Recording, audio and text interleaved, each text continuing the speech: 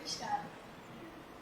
Então, agradeço muito pela oportunidade de estar aqui com vocês e de trazer um pouquinho, bem pouquinho mesmo, do que eu sei, que também é muito pouco, daquilo que eu venho aprendendo no Ceará, aprendendo com a vida.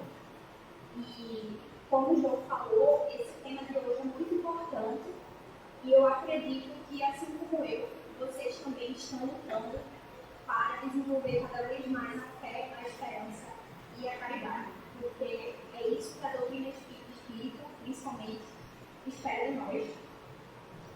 Vamos ter aqui alguns slides, só para facilitar um pouquinho. E antes de começar, como e por que a gente fala hoje sobre fé, esperança e caridade. Paulo, mais conhecido também como São Paulo, ele tem algumas cartas belíssimas, inclusive, e em uma dessas cartas ele vem falar sobre fé, esperança e caridade como 3 virtudes que nós precisamos desenvolver dentro de nós. E se vocês pararem para pensar, tem até uma música, de Legião Urbana que se inspirou nessa carta, que ainda que falasse as intenções. E é justamente isso que Paulo diz. Ele fala que se não tiver caridade, será como um bronze que soa e um símbolo que retire. Palavras um pouco difíceis para a gente, palavras antigas, mas ele diz aqui também, se não tiver caridade, nada sou. Mesmo que tivesse distribuído os meus bens para alimentar os pobres e eu tivesse entregado o meu corpo para ser queimado, se não tivesse caridade, tudo isso de nada me serviria. E aqui ele vem trazer uma reflexão, porque nós temos muitas vezes atitudes equivocadas em relação à caridade. A gente acha, às vezes, que caridade é só ir, dar uma cesta básica, dar um alimento, que também é super importante, até porque nós ainda estamos em um mundo material, e nesse mundo material nós precisamos tomar banho, comer, precisamos de um colchão, de um lençol, principalmente no inverno. Por isso que tem muitas campanhas, campanha no agasalho, que de vez em quando a gente vê arrecadação de roupa, de casaco, de meia.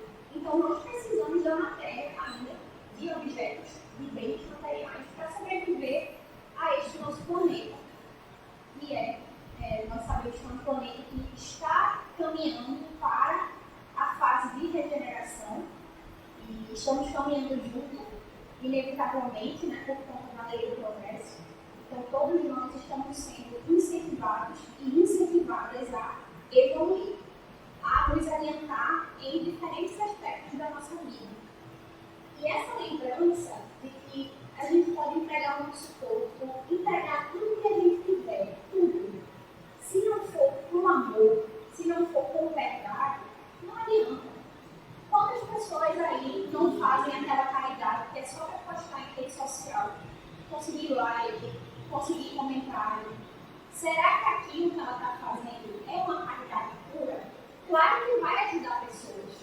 Aqueles itens eles vão ser aproveitados, mas se a gente for parar para pensar lá dentro, no íntimo dessa pessoa, no coração, será que o que ela fez realmente foi a caridade? Eu saio um pouquinho daqui para estar interferindo. Então, a gente começa com esse desafio de falar um pouco mais sobre fé, um pouco mais sobre esperança e um pouco mais sobre caridade. Eu fico muito feliz quando eu recebo algum tema desses, assim, mais desafiador, porque durante a elaboração da palestra, trazendo todos os elementos que a gente estuda para trazer aqui, eu penso assim, caramba, parece que essa palestra foi feita para mim. Porque tem tanta coisa que eu ainda preciso aprender. E a gente aprende na doutrina espírita não só frequentando a casa, assistindo palestras, participando de grupos de estudos, mas a gente aprende na dor, nas dificuldades, nos empecilhos. Então, eu acredito que, assim como eu, vocês também vão se identificar com aqui os próximos slides. Bom, o que a gente tem de fé? Kardec dizia o seguinte: não há fé inabalável, senão aquela que pode encarar a razão face a face em todas as épocas da humanidade. Principalmente no período da Idade Média, mas em outros períodos da humanidade também, as pessoas da época tinham uma fé muito cega. Aquela fé que a gente pode chamar de alienante. Hoje, ainda vemos pessoas totalmente alienadas que fazem, se equivocam, cometem muitos erros e dizem que é por conta da religião. Ainda tem isso, né? A gente vê muitas pessoas dizendo, não, mas eu estou fazendo isso por Jesus. Não, não está fazendo por Jesus. Porque Jesus é um ser perfeito que veio aqui nos ensinar sobre o amor, sobre caridade. Tudo que vai contra o amor e contra a caridade, tenha certeza que não é de Jesus. E ainda assim a gente vê que muitas pessoas ainda usam essa bandeira da fé, da religião, de forma muito deturpada. E Kardec, né, todo o movimento espírita, chega para a gente e diz o seguinte: é importante termos fé, é importante acreditarmos em algo além desse mundo material que a gente toca e sente. Isso aqui. Eu, por exemplo, não vejo nada. Não é essa a minha mediunidade. Sei que algumas pessoas têm que conseguem enxergar. Além da matéria, não é o meu caso. Mas o que Kardec quis dizer foi o seguinte: a gente tem que ter uma fé raciocinada. É uma fé que contesta.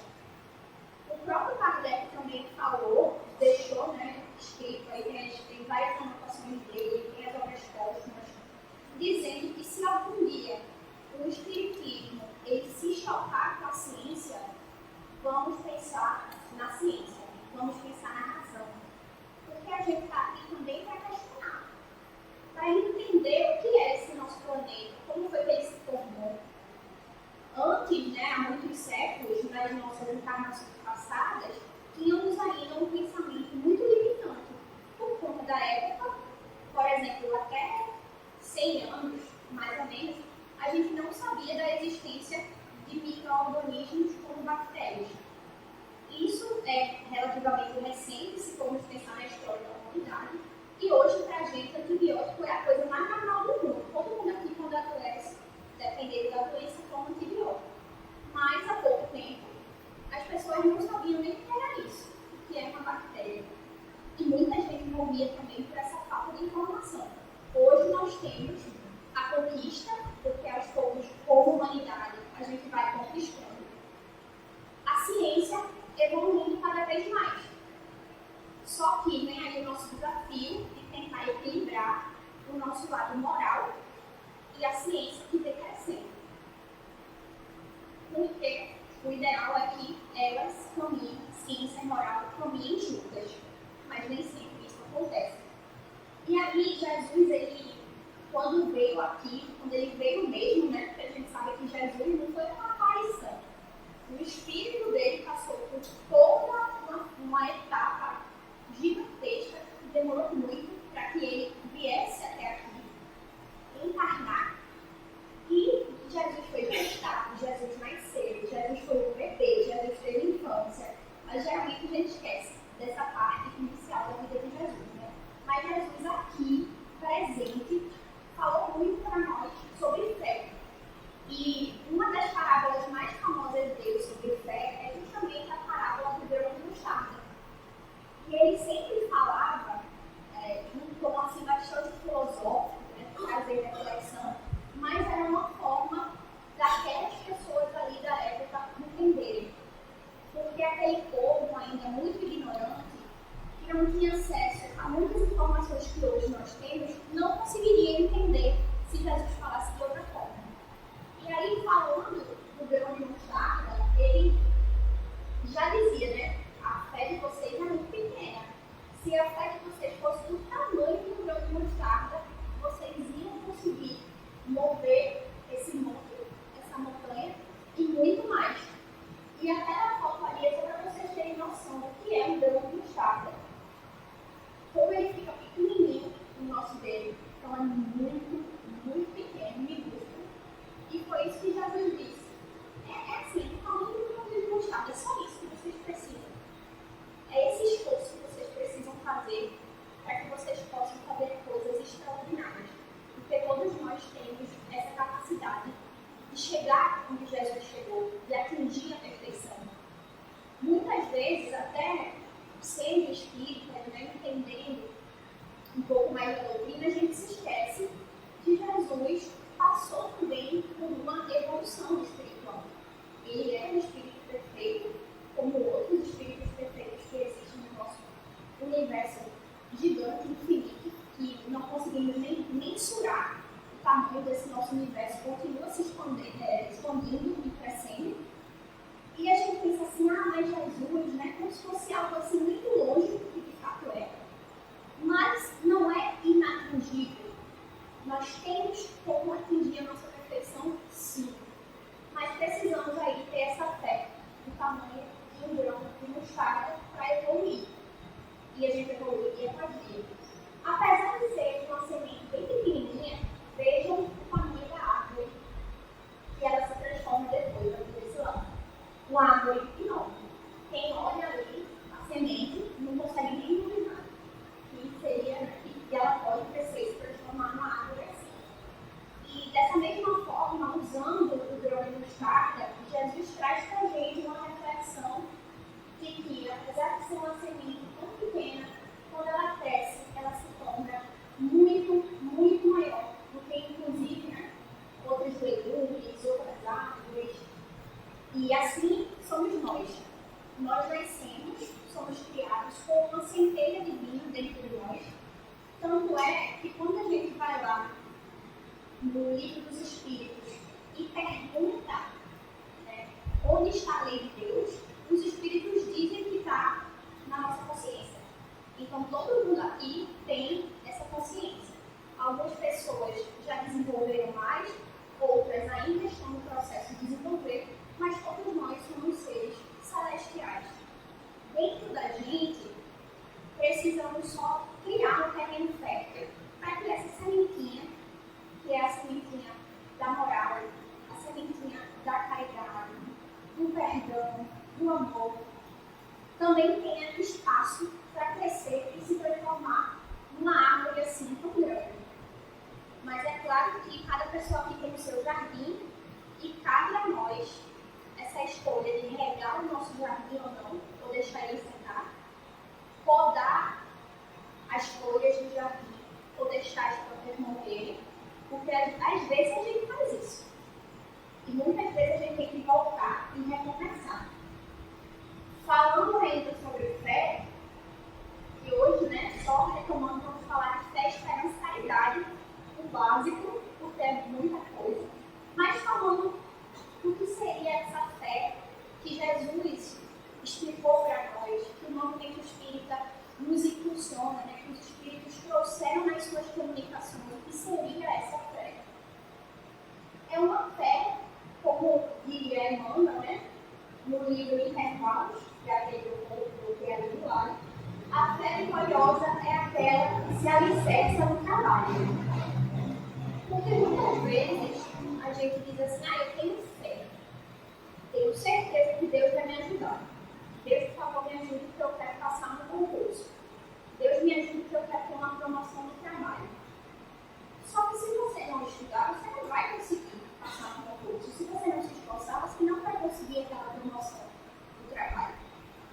E aí, muitas vezes, a gente se esquece que, além da fé, temos que ter o nosso esforço. Porque sem esforço, a gente não vai para lugar nenhum. Deus quer nos ajudar. A espiritualidade amiga está ao nosso lado. Tenho certeza que os espíritos e os mentores de cada pessoa aqui estão lá trabalhando, tentando nos inspirar, nos ajudando todos os dias, tentando colocar ali uma dose de ânimo, nos ajudando com bons fluidos. Mas se a gente não pensa assim, eu vou estudar, eu vou fazer a minha parte, nada na nossa vida vai dar certo, em nenhum âmbito. Não adianta a gente ficar, né, pensando, não, Deus vai me ajudar, Deus vai me ajudar. E eu já ouvi também, assim, falando um pouco de experiências pessoais, de pessoas assim da minha família. Tem algumas pessoas que já me disseram, eu não vou mais esse remédio não, porque eu sei que Deus vai me curar.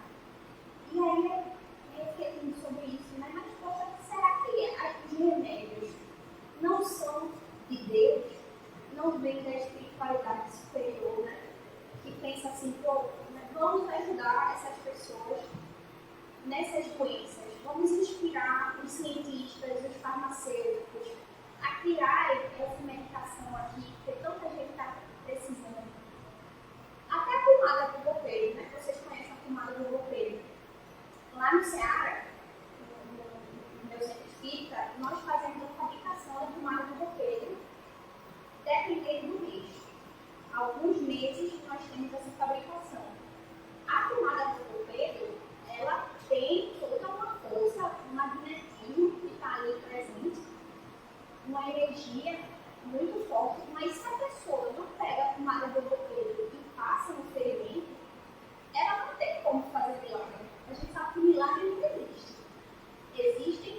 fenômenos que nós pensamos, né, entendemos e refletimos à luz da doutrina espírita, mas o fato é que se eu estou com sede, eu preciso beber água para minha sede passar.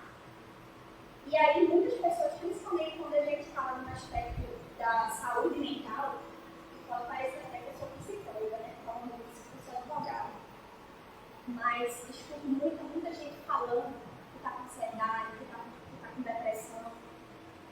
Infelizmente, com esse nosso mundo tão corrido, que é tudo para ontem, a ansiedade está batendo cada vez mais na porta. Porque nós não temos mais tempo, a gente não se dá mais tempo para descansar, para respirar, para fazer um pequeno passeio, para sair com a nossa família.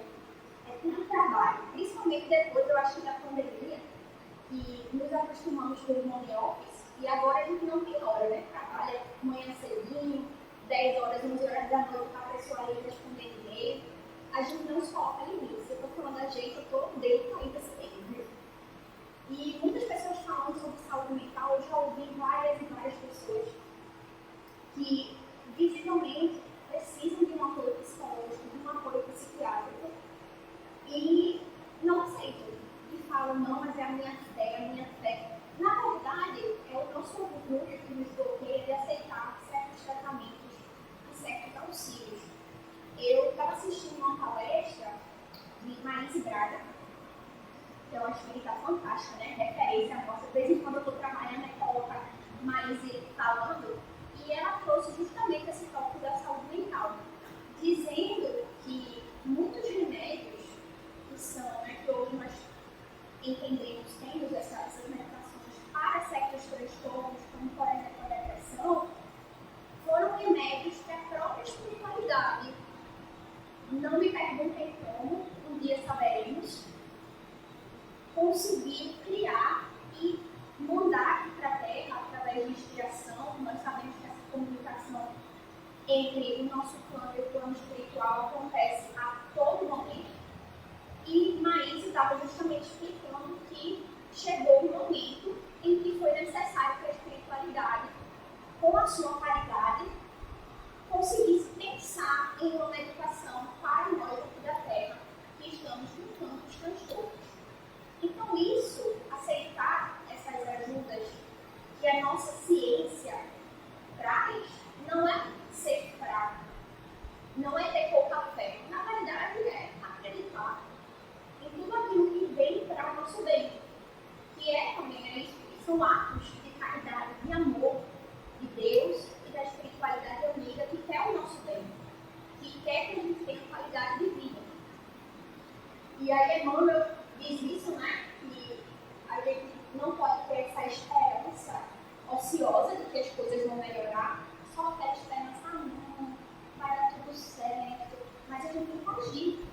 É algo que a doutrina traz muito para nós, provoca muito nós espíritas, no sentido de faça a sua parte e eu ajudarei. Se você não fizer a sua parte, não tem como essa ajuda chegar. E aí Emmanuel, como sempre, ele traz essa lógica do nosso esforço ser necessário para a nossa evolução, para que a espiritualidade amiga possa chegar até nós.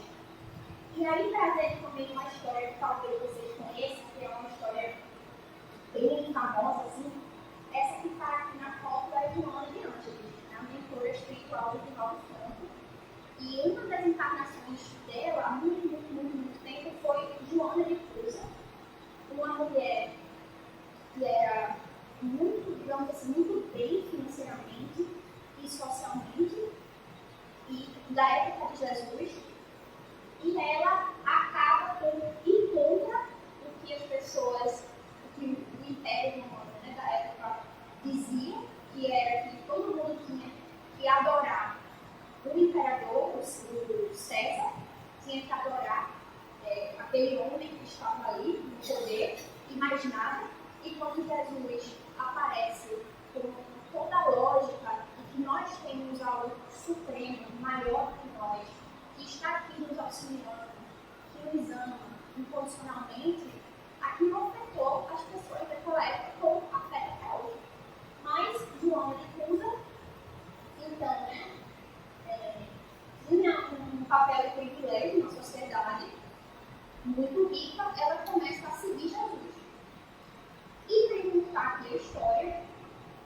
em um momento, ela acaba sendo levada. Antigamente a gente tinha, né, aqueles sacrifícios no Coliseu, tanto com animais, leões que ficavam ali para matar as pessoas mesmo, como também os gladiadores. E é engraçado que o novo filme, né, do Gladiador, sobre recentemente gladiadores, e eu fui assistir porque, particularmente, não sei vocês, mas eu gosto muito de filme com temática histórica para ver como era o cenário da época, né, aquelas roupas, tudo. E me deu uma angústia tão grande ver aquelas pessoas ali se matando. E eu pensei assim, caramba, será que a gente está longe mesmo dessa época de morte? De uma morte ali que era uma morte totalmente legítima, né? Ninguém dizia, direitos humanos, pai, não mata essa pessoa. Não existia direitos humanos, não existia proteção. Era, na verdade, um grande espetáculo de pessoas que estavam ali entregando a sua vida para uma grande plateia que jogava bolas, que batia palma, que escolhia, né, se aquela pessoa ia morrer ou não, e aí tinha todo o papel teatralizado do imperador que estava ali, daquelas pessoas que tratavam aquelas vidas como se fosse nada. E vendo o filme eu fiquei pensando, como hoje, 2025, nós ainda temos esse tipo de atitude, por exemplo, mas de outras formas, com uma roupagem diferente. Se a gente for parar para pensar nesse conflito lá no Oriente Médio que está acontecendo agora entre Palestina e Israel, e se você abrir as redes sociais, Facebook, Instagram, o que for, você vai ver fotos de crianças mortas, recém-nascidos, pessoas idosas, mulheres, todo tipo de atrocidade. E por mais que isso doa na gente, tem muitas pessoas ainda que gostam daquilo, que sentem prazer em ver esse tipo de morte, de dor no outro, simplesmente porque aquela pessoa nasceu em um outro território, tem uma outra religião, então vamos matar, vamos dizimar. E era isso que acontecia há mais de 2000 anos. E hoje, os grandes estados justificam com outros nomes. São guerras por território, e aí a gente acaba legitimando essa dor, a gente acaba legitimando essa perda absurda de vidas.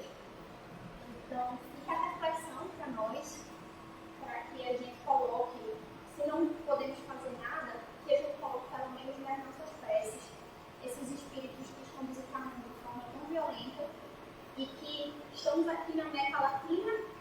Esse conflito está acontecendo no Oriente Médio, assim como vários outros, Rússia e Ucrânia, tantas guerras, né? Tantas batalhas. Mas o que está acontecendo lá do outro lado do mundo influencia também na vibração do plano terrestre. Então a gente pensa que não está sendo afetado, mas está muito. Porque começa aquela energia de dor, de desesperança, de desespero. E a gente fica recebendo aqueles pensamentos e nem sabe de onde está vindo. Mas nós entendemos que a comunicação é muito rápida no mundo espiritual. Então, todas aquelas energias que a gente acha que estão distantes, elas vêm para cá. E a gente pensa que não, né? Não está acontecendo no Brasil, então não vou dar importância.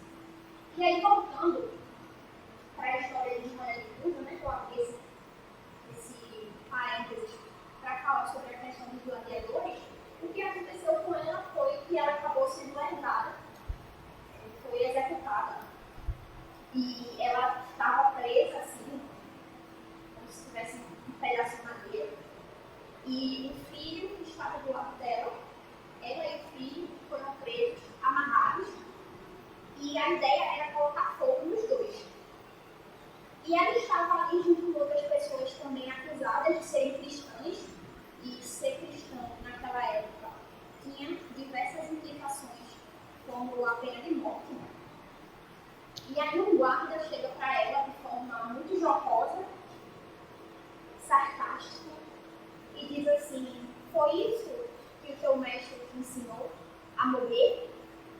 E ele fala assim, de uma forma que ela se deu mal, né? Ela está aí, vai ser queimada, vai morrer, com toda aquela arrogância.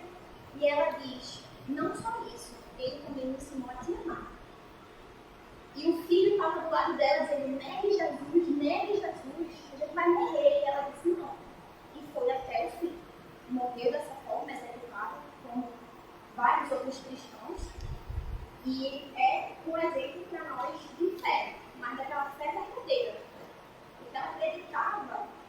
naquele homem ali, naquele ser de luz, que é Jesus.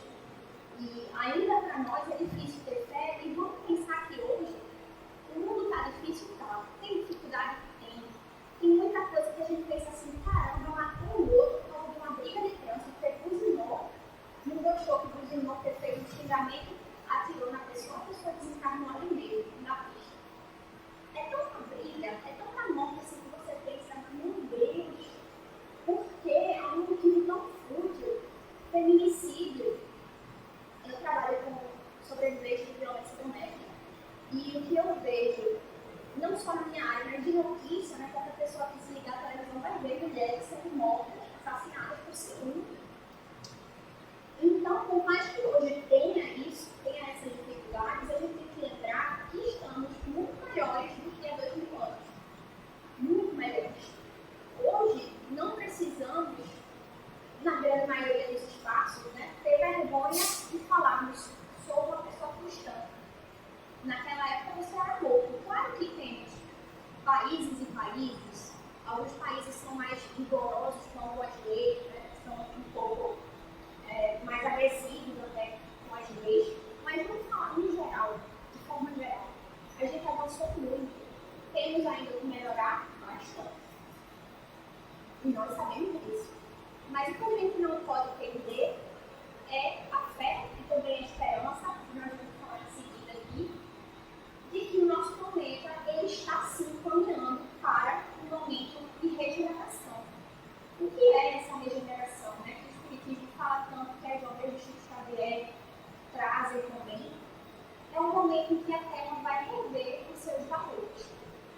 Porque algo que nós temos como base lá no Espiritismo, temos a lei de amor, por exemplo, várias leis, mas uma lei que é muito importante lembrar é a lei do progresso. Então, se a gente está falando de uma humanidade que de pouquinho em pouquinho está evoluindo, não podemos olhar para trás e dizer, poxa, na minha época era melhor. Vou discordar de vocês. Não acho que era melhor. Porque se a gente acredita que mesmo que um passo de formiguinha estamos evoluindo, nós estamos evoluindo.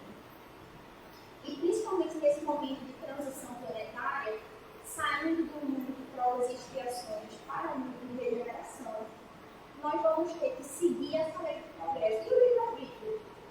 Tá bom, o livre-arbítrio existe. Mas se você não quiser evoluir com a Terra está girando. Se você quiser ir uma coisa contrária, né? Tudo bem, você tem livre-arbítrio. Mas você não vai mais encarnar aqui. Você vai para um outro planeta compatível com o seu nível de moralidade, assim, de evolução. E por isso que a gente tem que, mais ainda, tentar incentivar dentro de nós a reforma íntima. Porque vamos ser cobrados.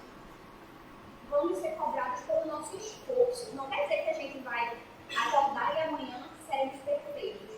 Porque demora. O curso natural das coisas demora, né? Assim como temos as estações do ano e a natureza tem o seu ciclo, tudo tem o seu tempo. Nós precisamos ainda passar por muitos momentos para evoluir. O que a gente não pode é parar, travar e dizer, tá bom, não. Porque a gente corre o risco de ficar para trás. Essas pessoas, arrisco dizer, né, que esses espíritos que estão cometendo esse tipo de crime contra a humanidade, dizimando populações, particularmente, não acredito que vão reencarnar aqui.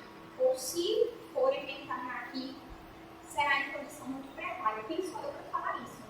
Mas o que a literatura traz para a gente, o que o Espiritismo traz, é justamente essa necessidade de reciclar o planeta, de fazer uma mudança. A gente chegou nesse momento de limpeza. Não é limpeza só da pessoa que está do nosso lado, não. É a nossa também. Todos nós. Então, para que a Terra mude a sua vibração, para que a Terra passe por esse período de regeneração, esses espíritos eles não podem mais ficar aqui desse jeito. Da mesma forma que sabemos, né, um dos livros mais famosos da doutrina é justamente os exilados de Capela. Espíritos que saíram de Capela e vieram para cá porque cometeram diversas infrações. E eles não podiam, a não era mais compatível com a vibração daquele planeta. Isso não é castigo, é uma justiça divina. É como as coisas acontecem, porque nós temos o nosso livre-arbítrio, mas também temos leis universais e ninguém aqui é maior do que qualquer lei. Quando a gente fala da lei da gravidade, se eu fizer isso aqui, vai cair. Eu não tenho como, eu não tenho esse poder de evitar a gravidade. Eu posso tentar, eu vou me machucar, vou ficar lá tentando, anos tentando, mas eu não vou conseguir, porque é uma lei natural. Então, a lei do progresso, como uma lei natural, ela também vai dizer, tudo bem, você quer continuar por esse caminho? A opção é sua, meu irmão. Mas saiba que não vamos comprometer toda uma humanidade que quer evoluir por causa de você. Então, a gente tem que ficar esperto, porque é justamente nesses momentos de conflito, de tensão, que temos que colocar a nossa vibração lá em cima, também para acalmar os nossos pensamentos e acalmar toda uma rede energética ao nosso redor, que acaba sendo muito comprometida com esse tipo de situação que acontece aqui ainda no nosso plano terrestre.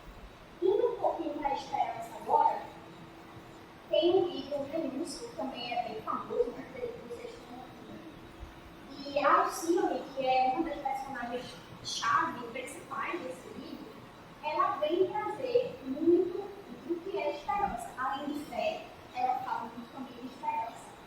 E o que ela traz nessa obra, especificamente, é o seguinte, né? Viver sem esperança é o pior de todos os males.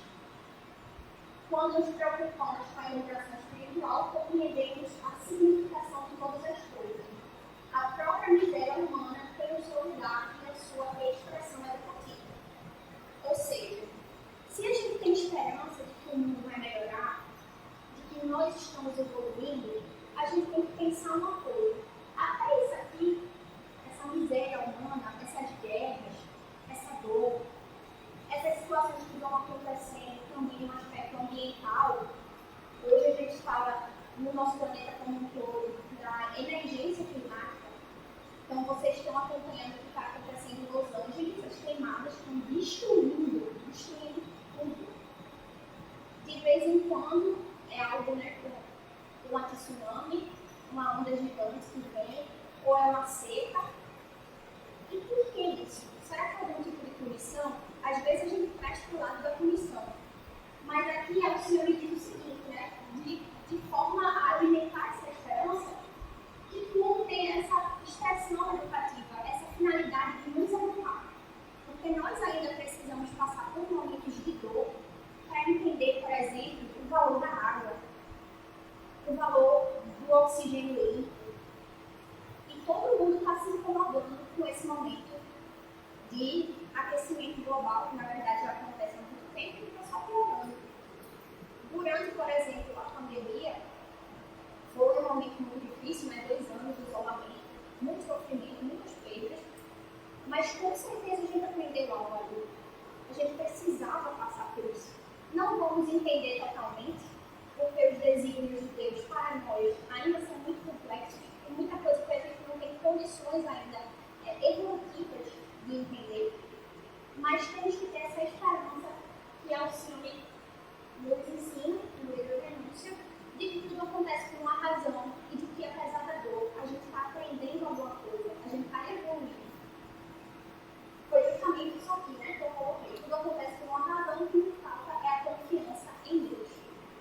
Muitas vezes a gente joga a toalha assim, né? Isso para todo mundo aqui, não é porque é espírita que a gente não sente dor, não é porque somos espíritas que a gente não desconfia, perde a fé. Pelo menos comigo isso acontece o tempo todo. Se alguém aqui for diferente, por favor, me fale que eu não dúvida. Mas é fato que a gente perde a confiança no mundo e também nas mesmas. Isso é muito comum. Mas precisamos desenvolver essa virtude para que as nossas provas sejam menos dolorosas, porque a esperança ela nos dá sustentação. E aí a gente tem um espírito de fé, que diz que a esperança é uma divindade que não tem templos nem altares, senão em nossos corações. Ou seja, a gente tem que plantar essa esperança dentro de nós, como aquele grãozinho de mostarda, que começa pequenininho, vai aumentando bem pouquinho, e daqui a pouco vem aquela árvore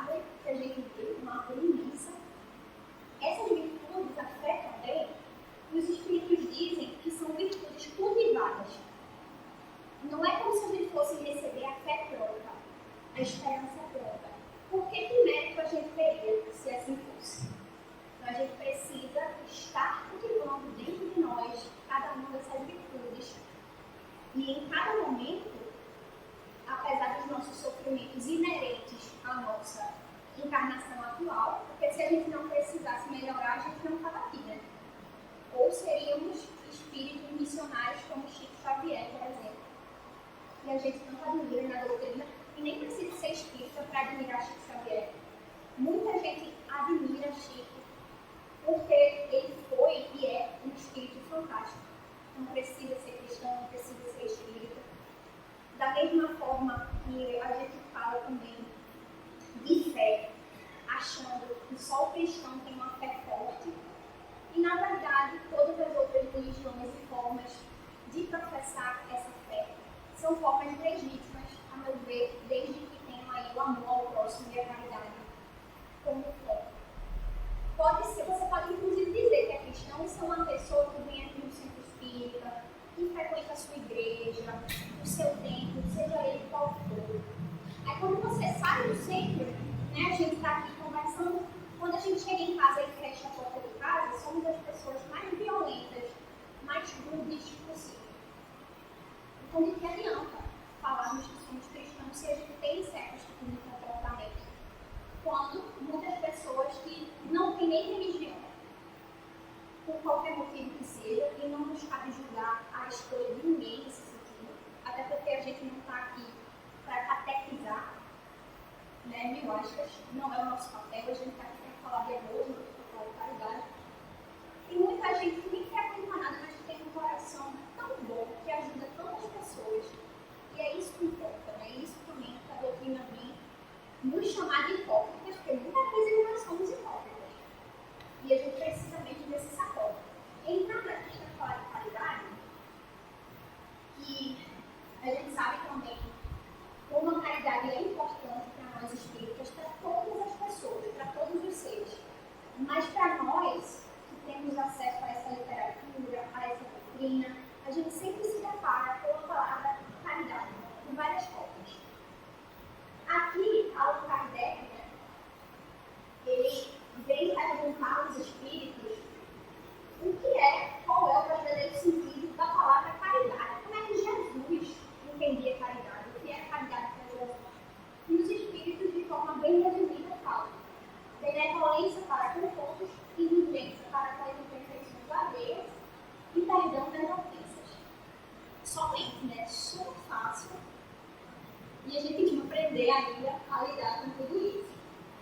Entender os erros das pessoas, aprender a amar sem querer nada em troca, aquele amor sem egoísmo, porque ainda somos muito egoístas.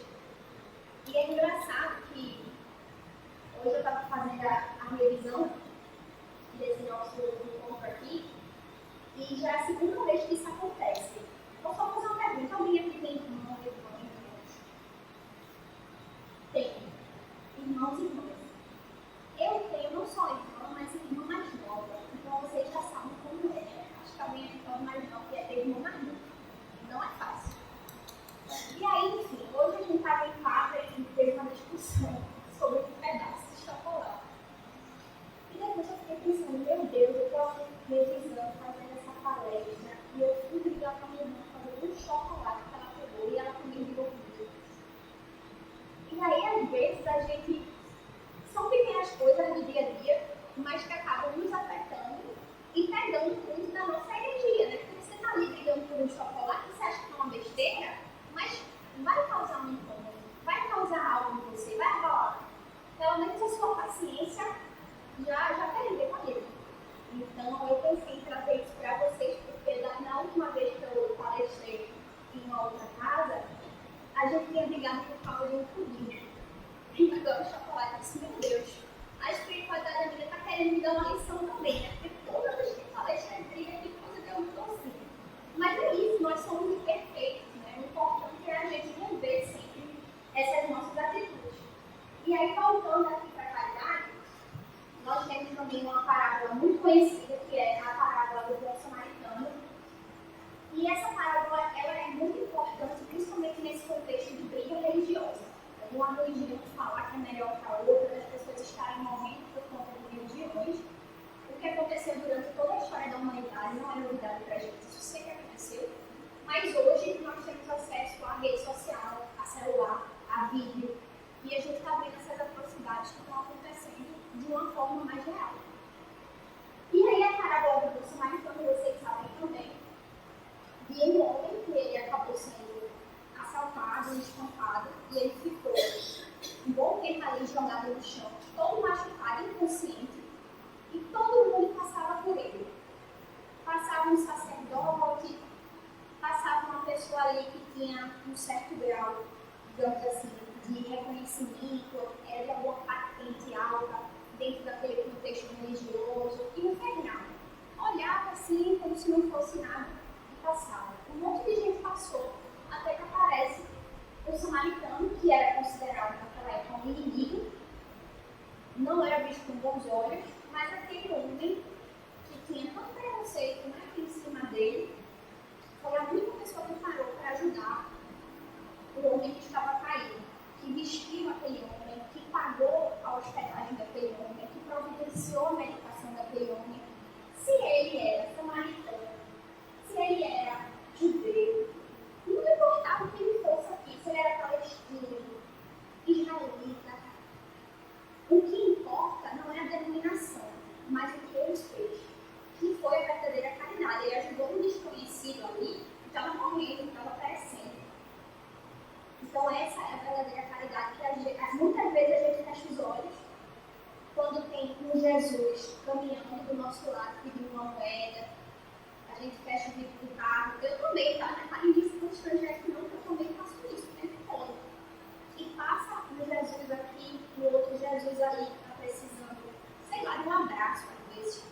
Dar um abraço também é caridade. E a gente ignora. Bom, passando aqui, ainda falando sobre caridade, nós que vamos e estamos melhorando cada dia mais para sermos bons espíritas, com certeza já lemos esse trecho do Evangelho segundo o Espiritismo que fala, né, o capítulo 11, que diz amar ao próximo como a si mesmo. Eu deixei ali aquela parte um pouco mais visível, que diz o seguinte: amar o próximo como a si mesmo, fazer pelos outros o que quereríamos que os outros fizessem por nós, é a expressão mais completa da caridade, porque resume todos os deveres do homem para com o próximo. A prática dessas máximas tende à destruição do egoísmo. E aí a gente pode pensar que se falta caridade é porque tem egoísmo ali. Mas se a gente vai incentivando a caridade, o egoísmo ele não tem mais vez, ele vai diminuindo. Todos nós ainda somos muito egoístas e pouco caridosos, mas acredito que a cada dia somos também um pouquinho mais caridosos até que a gente está evoluindo e está crescendo. E aí é muito importante a gente lembrar, podemos ler a Bíblia, todos os livros do Evangelho, o Pentateuco, né, que a gente chama, a Codificação Espírita, as obras de André Luiz, de Emmanuel, absolutamente tudo. Se a gente não levar em conta isso aqui que é a caridade, não adianta nenhuma leitura. E Jesus, ele pega nesse ponto.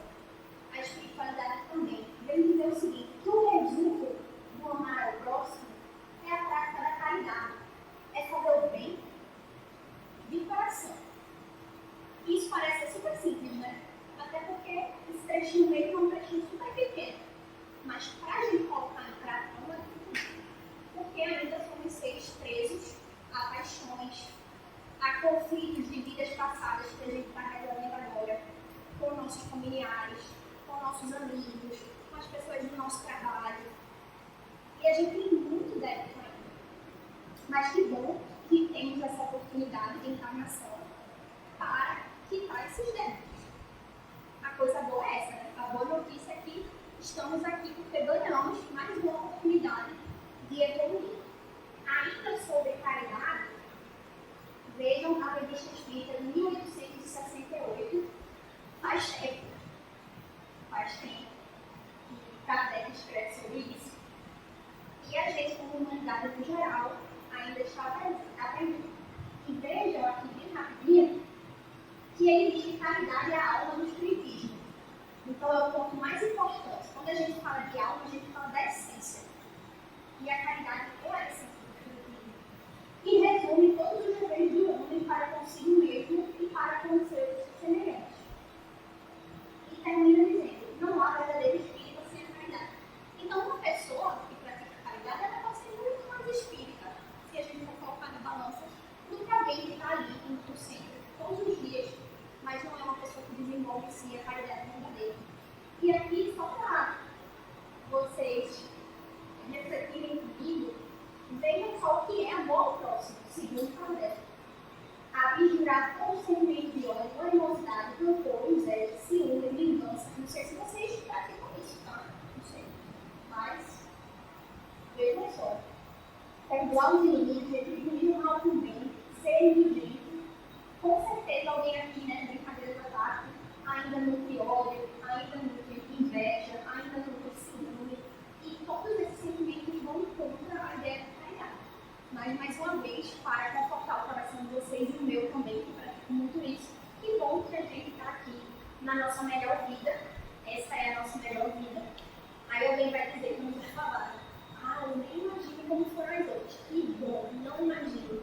A espiritualidade nos dá o véu do esquecimento, que é uma dádiva, é a misericórdia divina para que a gente esqueça momentaneamente o nosso passado espiritual e possa prosseguir em frente sem nenhum tipo de obstáculo que vai ser complicado aí para a nossa vida atual. E algo que a gente sempre fala, muitas pessoas também, que eu já ouvi, já comentaram, assim, ou então em palestras, que dizem, poxa, mas eu tenho vergonha de dizer que eu sou espírita, porque eu erro tanto, faço tanta besteira, e a doutrina espírita é uma coisa tão linda, e de fato é. Os ensinamentos dos espíritos são belíssimos, se a gente parar para pensar. É uma doutrina de amor, é uma doutrina de caridade, apesar da gente ainda não saber o que é caridade. Mas, o que é o nosso consolo também, que o Evangelho segundo o Espiritismo traz para a gente? Que o verdadeiro espírita não é aquele ser perfeito. Até porque se fôssemos perfeitos, mais uma vez, né, a gente não estaria aqui nesse momento, passando por mais uma encarnação para evoluir. O verdadeiro espírita é aquele que se esforça para se transformar moralmente, que de alguma forma está ali trabalhando para domar as suas mais inclinações.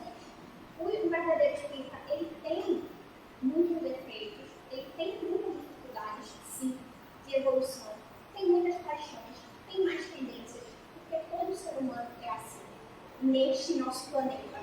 Neste nosso planeta, a nossa realidade é uma realidade ainda de pessoas que precisam, de espíritos, melhor dizendo, que precisam evoluir muito moralmente. Mas não é por isso que a gente não pode dizer com carinho que somos espíritas, verdadeiros espíritas, porque apesar de tudo isso, estamos aqui tentando evoluir moralmente e nos transformar. Uma vez eu estava lá no Ceará, né? E eu estava falando alguma coisa e me veio uma frase assim, que tem coisa que é a espiritualidade, não tem como você pensar. Aí eu senti, sei lá, veio uma inspiração de uma frase que dizia assim, nunca mais eu vou esquecer, tenho certeza que não veio de mim. Que dizia que o verdadeiro espírita é aquele que persiste. Se a gente está aqui hoje é porque a gente está persistindo em melhorar. Estamos aqui encarnados, buscando uma melhoria, caindo muitas vezes, mas se levantando. É aquela coisa, né? A gente cai, rala o joelho, rala o cotovelo ali, chora um pouquinho, aí diz, poxa, vou tentar mais não, estou cansado. Mas no dia seguinte, a gente acorda melhor, lógico, com a ajuda da espiritualidade amiga também, né, dos nossos mentores, a gente se levanta e continua. Até porque nós, seres humanos, tivemos que aprender a andar. Ninguém aqui nasceu sabendo andar. Por favor, se essa pessoa existe, deve estar sendo estudada pela NASA ou alguma coisa assim. Ninguém aqui aprendeu a falar de cara, nasceu e já estava falando. A gente teve que aprender a escrever, a ler, a saber fazer conta. Tudo isso a gente aprende com muito esforço. E a gente também está aqui nessa vida para aprender a amar, a respeitar, E é aquele amor sem limite, né? Que é o mais difícil. É o amor que Jesus trouxe para nós. De ver um Espírito perfeito. Eu nem imagino. A gente não consegue nem imaginar um Espírito perfeito ali, vendo aqueles homens ignorantes, sendo crucificado, passando por todas as humilhações e pedindo que Deus perdoasse aqueles seres, porque eram seres muito ignorantes. Isso é o amor incondicional, que nós ainda não sabemos. Nosso amor tem muitas condições. A pessoa tem que ser assim, a pessoa tem que ser assada, se fizer isso, acabou. Não somos seres tolerantes, mas ainda, né? Um dia seremos. E para terminar aqui essa nossa conversa de hoje, espero que tenha feito vocês refletirem muito e que se alguém aqui for brigar com a irmã também pode chocolate no conhecimento, por favor. Fica aqui uma frase do nosso querido Chico, que tanto nos ensinou, tanto deixou, né, o legado das obras de Chico com os espíritos de luz que vieram nos ajudar, dizendo que a caridade é um exercício espiritual. Quem radicalmente coloca em movimento as forças da alma. Então, a caridade ela é um exercício. Como a gente fala também no movimento espírita, né, que a caridade é amor em movimento. É o amor que está sendo ali feito no sopão, na entrega de mantimento, no abraço, no escutar aquela pessoa. Quem está ouvindo ativamente, não é só estar ali parado, mas está ouvindo, está trazendo um apoio, está trazendo amor, está trazendo esperança. Tem várias formas de a gente fazer caridade. E Chico dizia justamente isso. E quando a gente está praticando bem, aquele bem não está sendo feito só para a pessoa.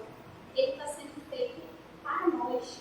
Porque a nossa alma está ali sendo oxigenada. A gente está crescendo, a gente está evoluindo a partir daquele bem. Então, com as palavras de Chico, que sabia muito de caridade e de amor, um verdadeiro discípulo do nosso Mestre Jesus, que possamos ficar com um pouquinho mais de fé, um pouquinho mais de esperança e um pouquinho mais de caridade. E também, especialmente,